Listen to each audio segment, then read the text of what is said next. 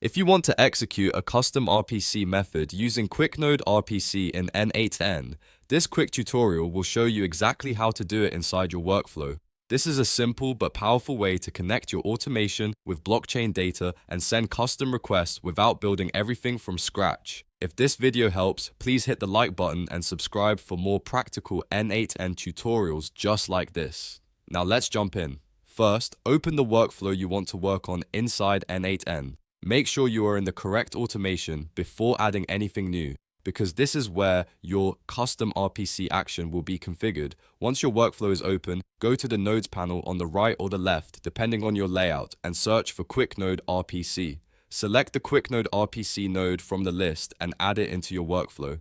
After the node is added, open its settings and choose Execute Custom RPC Method. This is the option you need when you want to send a specific RPC call rather than using a preset action. Next, configure what you want to execute.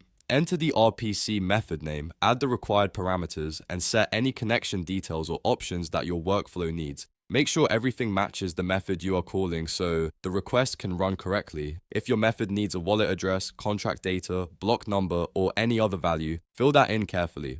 Once your configuration is ready, save the node and test it inside the workflow to confirm the RPC call works as expected. And that's it. You've now learned how to execute a custom RPC method using QuickNode RPC in N8n. If this helped you move faster, don't forget to like, subscribe, and turn on notifications for more N8n automation tips.